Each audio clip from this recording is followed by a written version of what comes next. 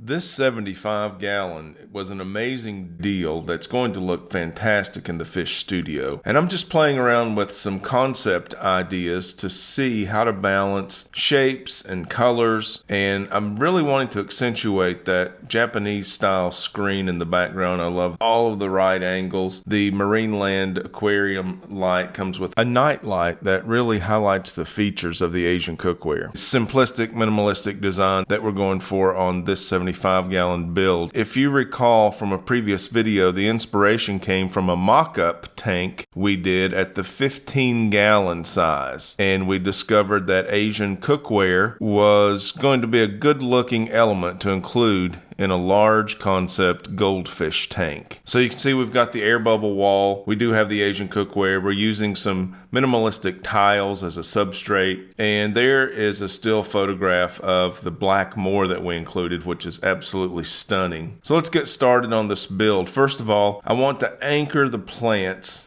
in these Asian bowls. So here I'm taking a piece of decor. This item in particular is sold as a betta log, a place for a betta to rest and hide. But I saw an opportunity to attach a cable tie here and a piece of lead plant weight. It's very pliable, easy to wrap around the base of the plant to keep it in place. Thanks for tuning into this video. I think it's going to be a good one. I appreciate you being here. If you've not subscribed to the River Life YouTube channel yet, go ahead and hit that subscribe button. Think about sharing this with someone else if they like this type of content. And if you like the video, give it a thumbs up. With our anchor assembled and ready to grab hold of some plants, I'm going to use several different lengths of Anacris stems to make a sizable bunch that will be included in the centerpiece of our 75-gallon design. Let's see what we can come up with.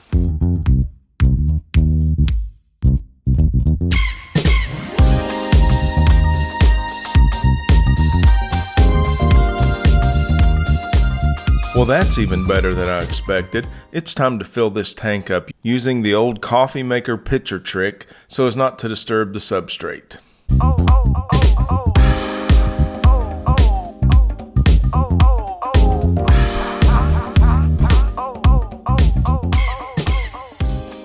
At this water level, we can begin to pay attention to the substrate and notice that we have some black gravel and some black granite tiles. In the coffee pitcher, I also started to add some rocks so it didn't float away. The gravel is just an inexpensive store brand that was easy to rinse and add to the bottom as substrate, and the tiles are black granite that were on sale for a clearance price at a local DIY.